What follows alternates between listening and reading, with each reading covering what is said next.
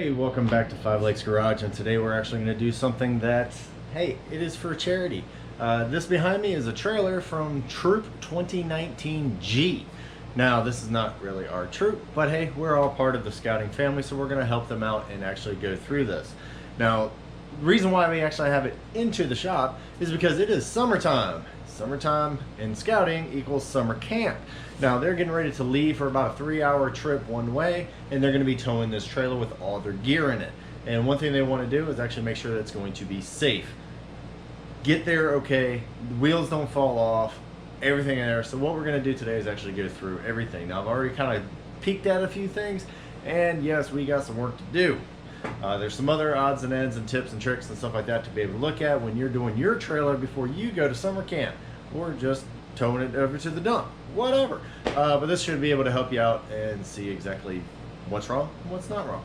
So let's get over here to the tire, and I'll show you the first problem before we actually get to the rest.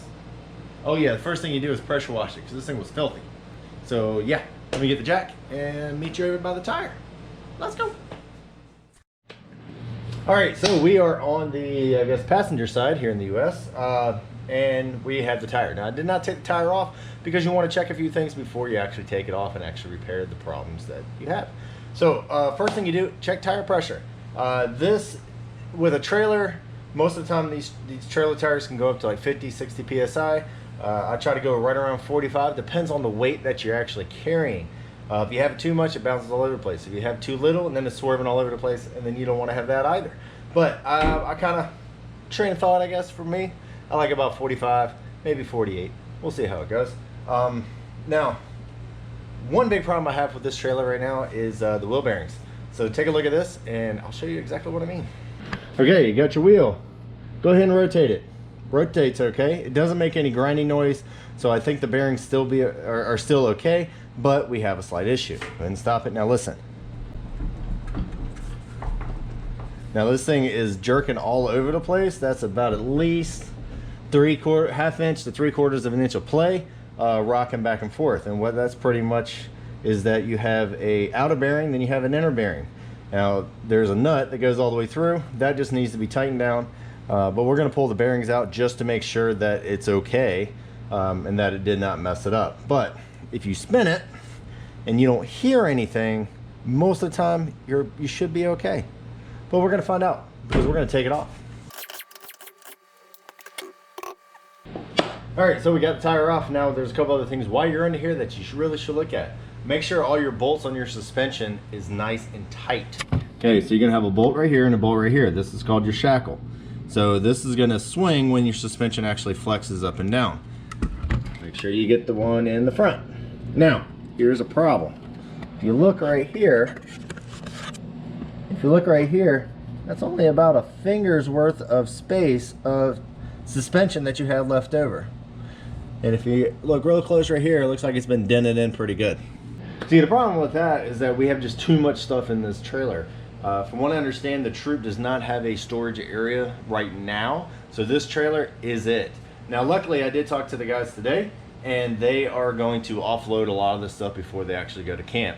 So the trailer just sits there and has all the weight in it, which is not exactly ideal, but it's not as bad as when you're riding down the road and you're hitting bumps and this stuff is actually collapsing all the way up. So keep an eye on that.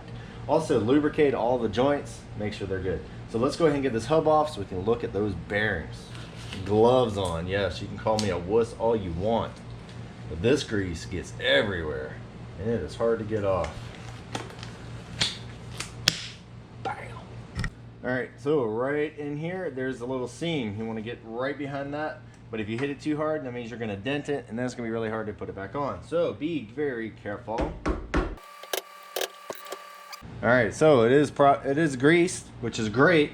We're going to go ahead and wipe all that out and add new grease, so that when it can just, I'm in here, might as well. There it is. All right, so there is a king nut that actually is really loose right now, and then there's a cotta pin. So we're going to get the cotta pin out so we can get the cage nut out, king nut. Pliers! Alright, so I got the cotta pin out and I kind of mangled it, but that's okay because we're going to replace it with something new. That's why you buy an entire set. Now, here's the reason why we're really going to do it. So As you can see, I can spin this thing right off with my fingers. Didn't even need a wrench. So we're going to fix that real quick, like and in a hurry, as Major Payne would say.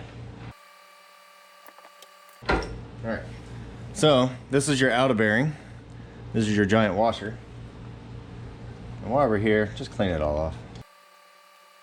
All right, got good news and bad news. Bad news is the bearings that I have over there in my used section, yeah, not this small, not the right size. So either they want to pony up for some new bearings, or maybe I'll donate some. But this one doesn't look too bad. It's not overly worn. You can look at some of the rollers here, and I don't see any big pitting. I don't see anything. I don't feel like there's dirt or anything like that inside. So I think these guys are pretty good. So let's get the rest of it off.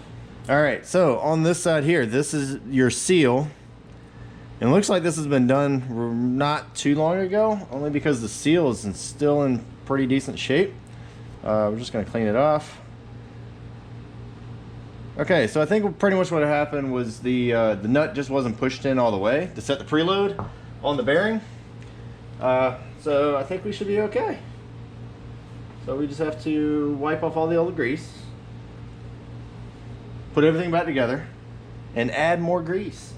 Now the good thing is about this particular type of setup, one, seems that we're going to be using the same bearings, there's still grease all inside there. Now it is old grease, but what we're going to do, and actually if you look inside, there's a lot of grease in there, so somebody was keeping up with this thing. So I think they're doing a pretty decent job. We're just going to make it a little bit better. Clean, clean, clean.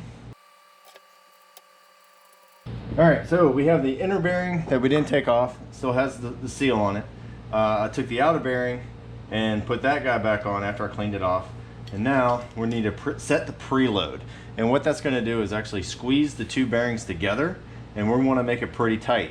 Once we make it tight, we'll spin it a couple times, and then we're gonna loosen off maybe an eighth of a turn, a quarter of a turn, or something like that. But it's mostly by feel. Now there's some scientific stuff around it, but hey. All right, so I'm tightening it up a little bit, and I can feel the resistance. Once I do that, about a quarter of a turn, eighth of a turn, because you don't want to have any play in here, but you want to have at least a little bit of resistance. All right, let me grab another cotter pin, and I'll be right back, and then we can grease it up. Now this guy here has a Zerk fitting right here on the axle, which is awesome, and that's probably the main reason why somebody has come up here and tried to maintain this by putting in extra grease. It's fantastic, good job for you. Everybody should be doing it. And but now we need a cotter pin. So you have your castle nut that goes all the way around. So you're gonna grab a cotter pin that was pretty much the same size as the other one. I'm thinking it's the big one. So we're gonna find out where the hole is. I probably should have looked before I put this nut on. All right, so before I put the dust cover on, I'm gonna put some grease in it. There is a little cover, a little rubber gasket thing, but if you don't have to take it off, don't take it off. Just leave it on there, and we're gonna grease this guy up. All right, so just put some grease right through the Zerk fitting. And also, hey, can you guys do me a favor? In the comments below, tell me what kind of grease gun is actually a good one. I've gone through like 3 or 4 of these darn things, different manufacturers, and they all seem to suck. They lose their prime. It never uses all the grease that's in it. There you go. All right, so I'm having grease getting pushed out here. Now this is still the old grease, so I'm gonna keep pumping, and I'll wipe off the old stuff so I can get the new stuff in there. There we go. All right, I'm starting to change color. I'm using red grease, so it should be all right. Now just clean up your mess though, because that's a mess. All right, so now it's time for your dust cover. Now when you're putting this guy on, most people just sit there and boom, beat it with a hammer. Let's not do that. You can grab a pair of side cutters, you can grab a socket, you can grab a piece of wood, you can grab whatever it is that you have. And what you want to do is hold it across so you're actually getting pressure all the way around. Because if I was just to beat around here, you're going to dent it all up and it's going to be a pile of poo. We don't want a pile of poo. All right, that's feeling good.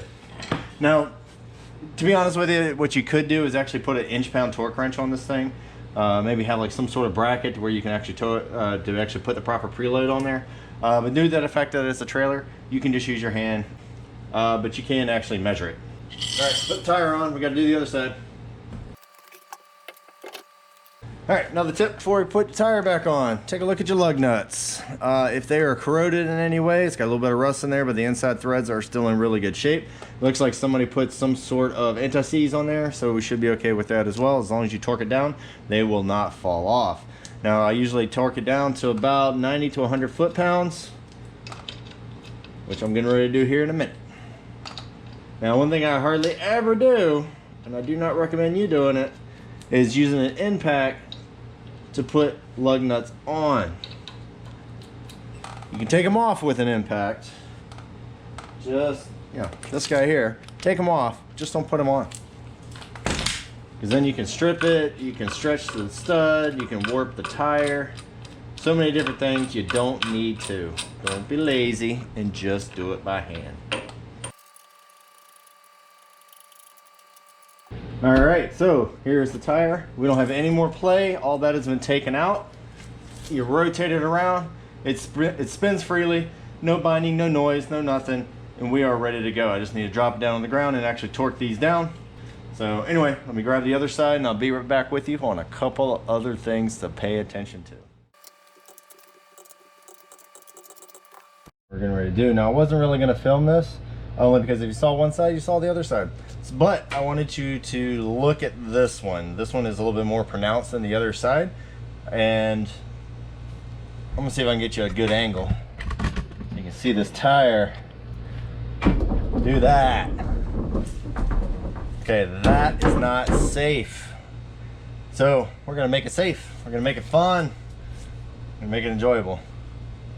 And once again, spin it, see if you hear any grinding or anything like that. The bearings actually still sound to be pretty decent. I just don't think that it just has enough preload on the bearings in order for it to be safe. So pull the wheel off, do the same thing on the other side. And if you want to see me do this again, hey, just rewind it. Watch it again. Over and over and over again. It helps us out. Thanks. Oh, speaking of which, if you haven't subscribed yet, hey, now's the time. Go down there. It's a button. Click subscribe, click the bell. You know how you do it. All right, so now we're in the front of the trailer. We have already taken care of both wheel bearings, and right now they seem to be very good. Anyway, so the next thing you want to check for before you go actually take a trailer out would be your wiring. Now this particular setup, obviously this is not my trailer, but we're just kind of looking it over. Now what they did was actually take a 4-pin connector and turn it into a 7-pin. Most of the vehicles nowadays do have 7-pin. A lot of them, like my Tacoma, actually has both, but the newer ones mostly all have 7. Now the 7-pin, you have auxiliary, you have ground, you have trailer brakes, you have all this other stuff. Well, in this particular case, it just has lights. You don't need it. You need one for running lights, which is most of the time brown, and then you have green and yellow, which will be your blinkers, and also brake lights. And then white is usually your ground. And this thing looks like it has been grounded. It's actually wired pretty okay. It's not bad at all, actually. So what we're going to do is actually plug this up to the truck. Another thing that you might want to look at when you're actually looking at your trailer before you take it on a long trip would be your spare tire. Now, I've already cleaned this thing up with the pressure washer. I have soaked it down with PB Blaster, some other penetrants, because these 2 bolts right here. Okay, so these are the 2 bolts that are actually holding the spare tire on. Now, the only problem though is that they were pretty darn rusted. So the PB Blaster actually has done great. The pressure washer did great. So what I'm going to do is actually back these 2 off and actually and then put them back on just to make sure that the threads are nice and easy and you'll be able to get this thing off. Now, one rule of thumb that I like to go with is that these nuts right here should be the same size as what you actually have on your trailer. So this right here is a 21 millimeter. These should be 21 millimeter. So I'm gonna grab an impact and go ahead and pull these things off because they look like they're nice and clean, and then we can clean out the threads and actually try to put it back on. 1 second.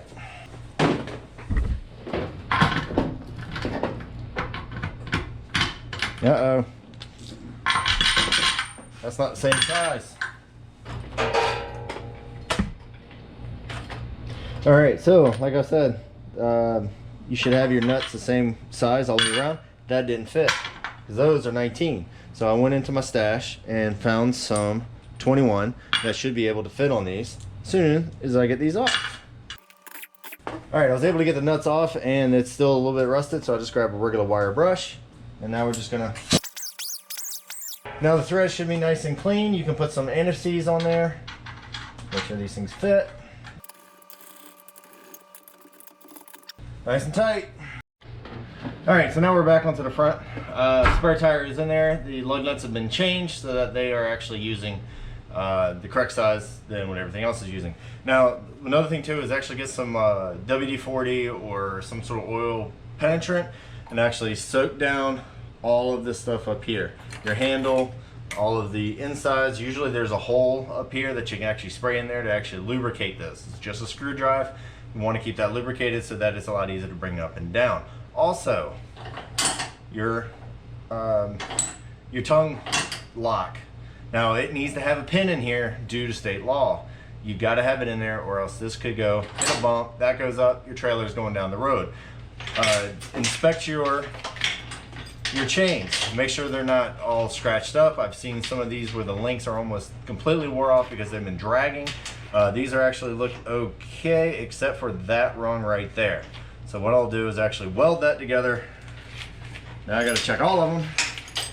All right, this thing might need new chains, but for right now, what I'm going to do is actually take these two links, trying to straighten it up as best I can, and go ahead and put a weld on that to actually put that on there, because this thing is not going to do anything if this trailer goes away. So it's all about safety. So let me get that, and we'll come back and finish off the lights. All right, everything is ready to go except for the lights, and now we're actually going to test them. So one thing you need to do is hook up your truck or hook up your car or whatever you're going to actually tow with it and hook up your lights. Now in this particular case, I have a 7-pin connector. I do have a 4-pin connector, but I'm not going to use that because I'm going to use a 7-pin because that's what they use. Now you got to go around and look at all your lights. Now you got running lights. So it looks like we have one out. So let's take a look at that.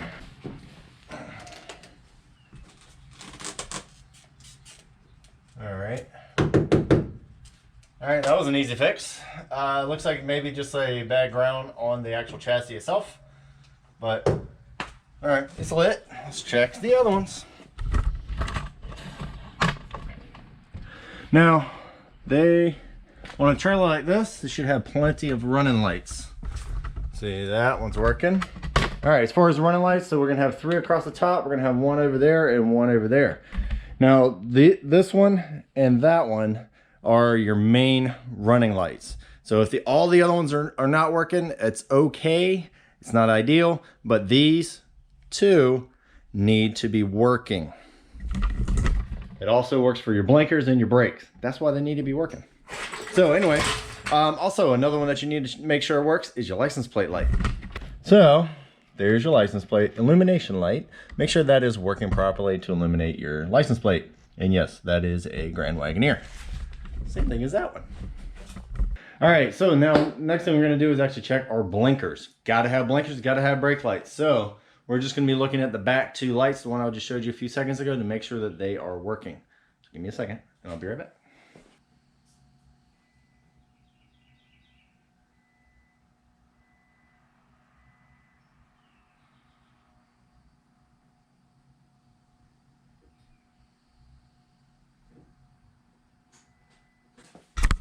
All right, all the lights are working. All the wheel hubs are in good operation.